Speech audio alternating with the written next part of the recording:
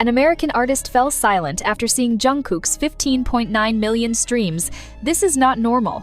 Is this just a number or proof that the center of global pop has officially shifted? On the 28th of February, 2026, music data circulating on X from @AboutMusic site reignited a conversation the Western industry can no longer ignore. The figure was staggering: 15.9 million first-day streams on Spotify Global, not for a US pop titan, not for a British stadium act, but for Jungkook. His solo single 7 still holds the record for the biggest debut of any K-pop song in Spotify global history.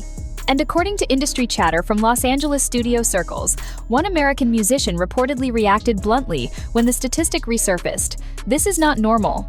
Not dismissive, not bitter, just stunned. Because in the streaming era, where margins are razor-thin and competition is algorithm-driven, a gap that wide is hard to rationalize. The gap that shook the narrative. Here's the context. According to the shared data, the biggest K-pop debuts in Spotify global history are 7. Jungkook, 15.9 million. Butter. BTS, 11.1 million. Pink Venom, Blackpink, 7.93 million. Who? Jimin, 7.9 million.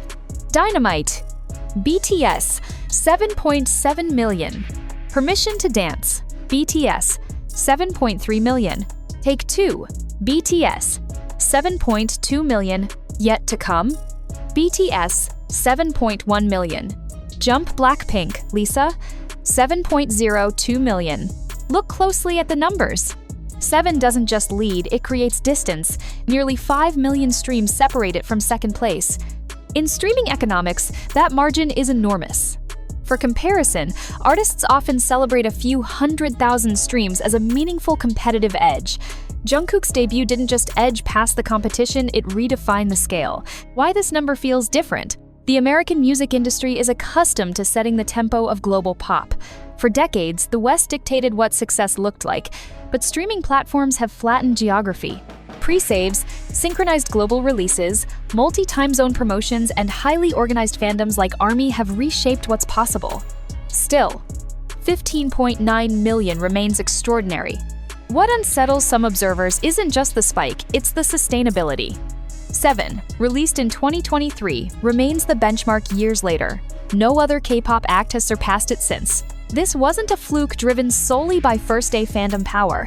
It translated into sustained global chart presence and mainstream radio integration. That's where the industry pause comes from. Because this wasn't a niche phenomenon, it was structural impact. Jungkook, idol or global pop benchmark. Since stepping into his solo era, Jungkook hasn't been marketed as a K-pop idol trying to break into the West. He entered as a fully realized global act English language single, international collaborations, top-tier distribution strategy, and deliberate branding. And the results validated the approach.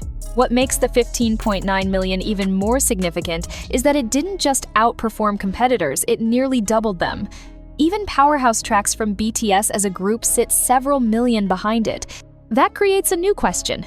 If Jungkook alone can debut at 15.9 million, what happens when BTS returns in full force? With the group preparing for their upcoming album Arirang on the 20th of March 2026, analysts are already speculating whether a new group release could approach or even exceed 20 million first-day streams. Unthinkable a few years ago. Plausible now. Fan celebration versus industry reality. ARMY responded to the resurfaced data with predictable pride. Phrases like "King of K-pop" trended again. Comments such as "Jungkook, BTS, and Jimin are running the game" gained thousands of likes. But something else has shifted: Western media tone. Where early coverage once framed BTS's success as purely fan-driven, more recent commentary examines distribution strategy, production value, and cross-market positioning. The conversation has matured.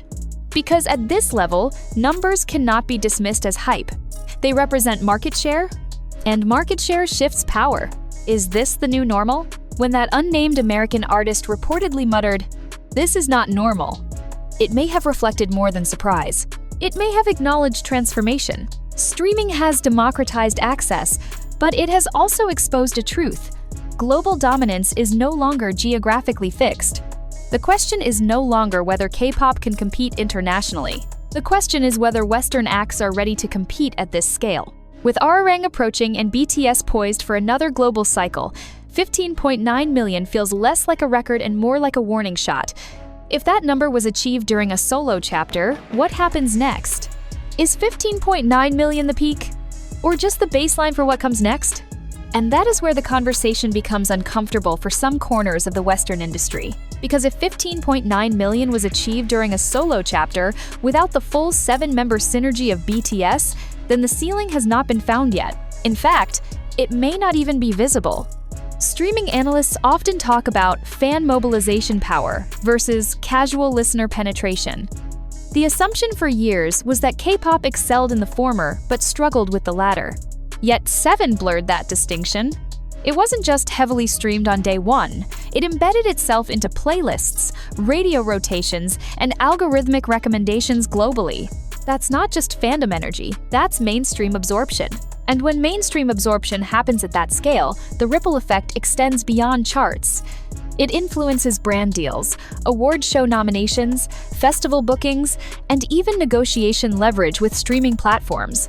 In other words, numbers become bargaining chips. Industry executives in New York and Los Angeles quietly watch metrics like these because they reveal audience behavior patterns. If millions of listeners worldwide are pressing play simultaneously on a Korean artist's solo track in English, that signals demand elasticity.